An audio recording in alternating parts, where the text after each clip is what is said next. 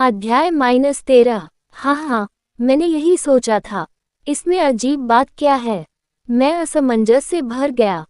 मुझे लगा कि मैं औषधि की मांग कर रहा हूँ क्योंकि मैं जल्दी में था, लेकिन मैंने खुद को अपनी इच्छा पर काबू रखने के लिए मजबूर किया। मैं एक बुद्धिमान और बुद्धिमान व्यक्ति हूँ। आइए थोड़ा इधर उधर घूमें। क्या आप कृपया मुझे पहले औषधि दे सकते हैं? लेकिन वह सोच पूरी तरह विफल रही। मैं मिस क्लो और उसकी कराहों की कल्पना करने से खुद को नहीं रोक सका, जिससे ऐसा लग रहा था जैसे मौत करीब है। जब मैंने उसे दबाया, तब भी डेज़ मुझे केवल अजीब सी मुस्कान देता रहा। फिर उसने मेरे बैग की ओर इशारा करते हुए पूछा, लेकिन वह गुड़िया कौन सी है? क्षमा, ये वह बनी गुड़िया थी जिसे मिस क्लो ने मुझे लाने के लिए कहा था। वह छोटे बैग में समा सकने के लिए बहुत बड़ा था, इसलिए उसकी एक भुजा बाहर लटक रही थी। ओह, ये है। इससे पहले कि मैं उसे उत्तर दे पाता, डेज़ का हाथ पैर तक पहुंचा और उसने गुड़िया को मेरे बैग से बाहर खींच लिया। मैं ये देखकर दंग रह गया कि वह कितना आकस्मिक था, जैसे कि यह पूरी तरह से सामान्य हो। अरे हाँ, मिस क्लो ने मुझसे कहा कि गुड़िया को हर समय मेरे पास रखो। जैसे ही मैं गुड़िया के पास पहुंचा, उसका हाथ हिलने लगा। हालांकि मैंने जो देखा उस पर सवाल उठाने का भी समय नहीं था क्योंकि गुड़िया की मुट्ठी डेज़ के चेहरे पर लगी थी। सुंदर, गोल-मटोल पैर डेज़ के गाल में दबा हुआ था। हाँ, वाह, क्या चल रहा है? छोड़ो इसे। आश्चर्यजनक रूप से, मैं मिस क्लो की आवाज़ कहीं से सुन सकता था। क्या मैं बातें सुन रहा हूँ? डेज़ की पकड़ में आई गुड़िया उसके हाथ पर गिर गई।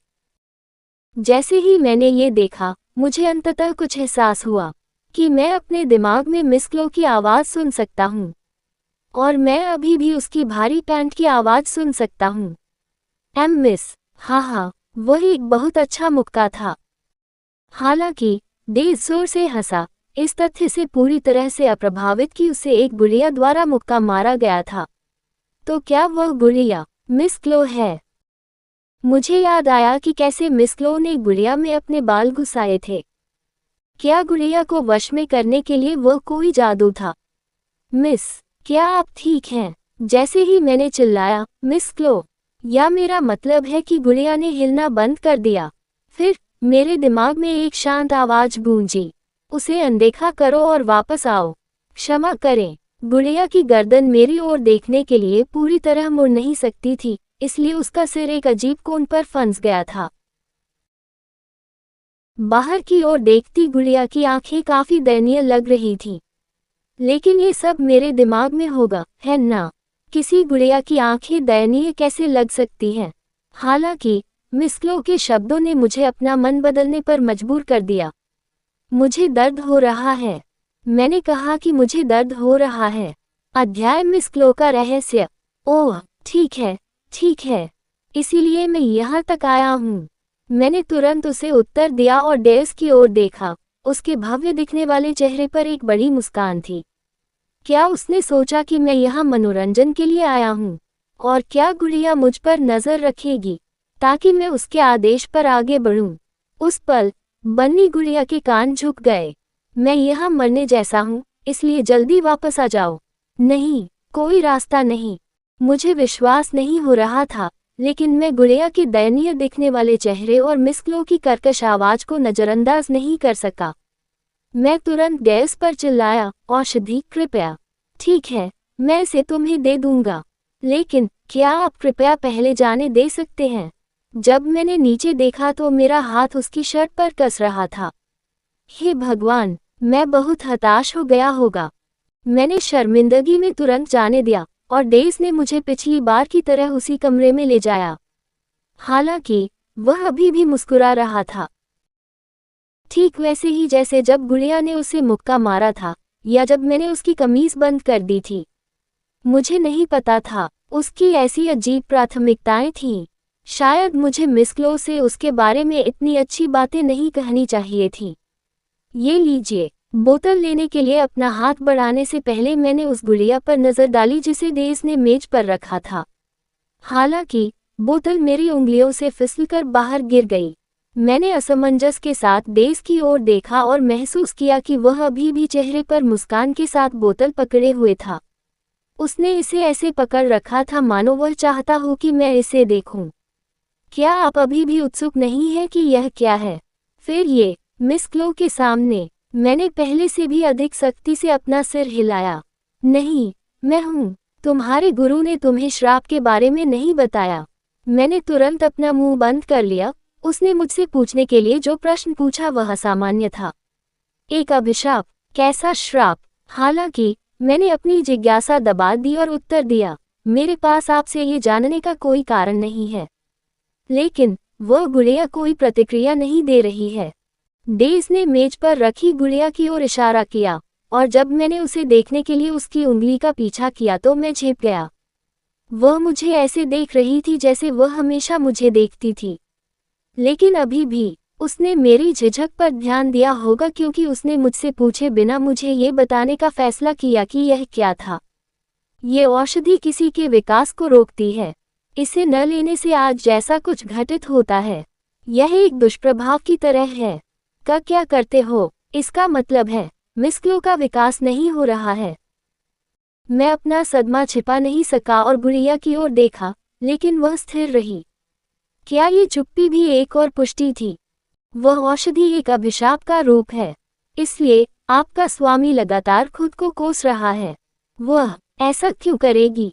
हालांकि मुझे अब इस प्रश्न पर विचार करने की आवश्यकता नहीं थी क्योंकि मुझे लगा जैसे मुझे उत्तर पता है।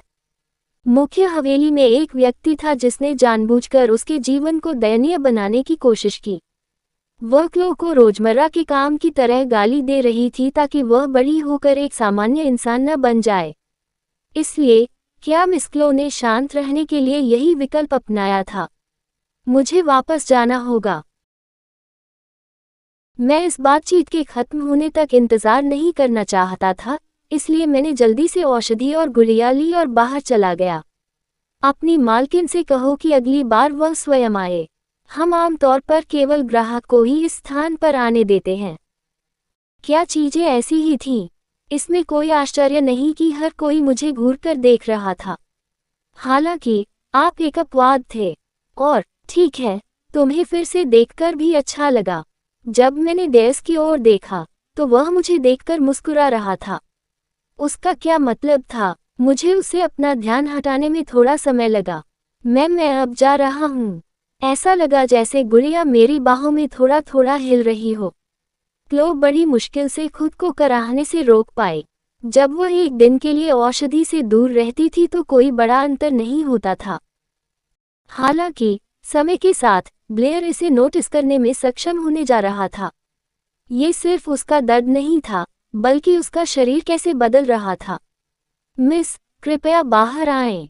इसीलिए वह अपना बिस्तर नहीं छोड़ पाती थी।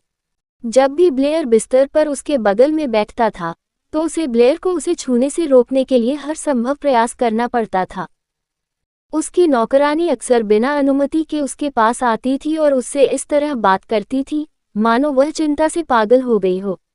मुझे आपके लिए दवा लाने के लिए ये जानना होगा कि आपके लक्षण क्या हैं। बाहर निकलो। क्लो का अपनी नौकरानी के लिए सबसे अधिक इस्तेमाल किया जाने वाला वाक्यांश शायद बाहर निकलो था। उसके ठंडे रवैये के बावजूद उसकी नौकरानी जरा भी नहीं झुकी। शायद आप भी मुझे मजाक समझते हैं। उसने शुरू में तो यही सोचा था, लेकिन अब, आज फिर, मैं सचमुच जाने वाला हूँ। तुम्हें पता है, वह उलझन में थी, इतनी भ्रमित कि उसे ये भी नहीं पता था कि वह वास्तव में क्या चाहती है। उसे बस एक बार बाहर निकलो कहना था। इसके बजाय क्लो ने अपनी रजाई के नीचे गहराई से खोदा और ब्लेयर ने उसे रजाई के ऊपर से थपथपाया जैसे कि वह समझ गई हो। जो चाहो सोचो। मुझे लगता है उसका सिर धड़क गया। पहले तो उसने नौकरानी की ओर देखने की भी जहमत नहीं उठाई। उसे इस बात से कोई फर्क नहीं पड़ता था कि उसके पास नौकरानी है या नहीं। वास्तव में अगर क्लो के पास नौकरानी नहीं होती तो चीजें आसान होती क्योंकि उसे गुप्त रखना बहुत आसान होता। हालांकि ये नौकरानी जानती थी कि उसे जगह कैसे देनी है। जब उन्हें नहाने में मदद न करने के लिए कहा गया तो वह तुरंत पीछे हट गईं और उन्होंने कभी भी अपनी निजी जिंदगी में जरूरत से ज्यादा दखल नहीं दिया। हालांकि ये पता चला कि उसके पास कोई विकल्प ही नहीं था। ये नौकरानी सबसे खराब स्थिति के लिए तैयार होकर क्लो के पास पहुंची। वह हमेशा सकारात्मक और आशावादी रहती थी, जैसे कि सीढ़ियों से गिरना और फिर भी मुस्कुराना। मूर्ख! जब उसने ये सुना तो उसने केवल मुंह फुलाया। वह क्लो से जो कहने गई वह और भी बुरा था, क्योंकि यह स्पष्ट है, क्योंकि किसी और की मदद करना सही काम है। क्लो वास्तव में उत्सुक थी कि यह नौकरानी किस तरह की एक आदर्श दुनिया में रहती थी, जो वह करती थी। क्या वह दूसरों की मदद करने के लिए नुकसान उठाने को तैयार है? क्या इसका कोई मतलब भी था? क्लो अपनी नौकरानी को समझ नहीं पाए, और वह ये भी नहीं जानना चाहती थी कि उसके मन के अंदर कितनी असाधारण बातें थीं।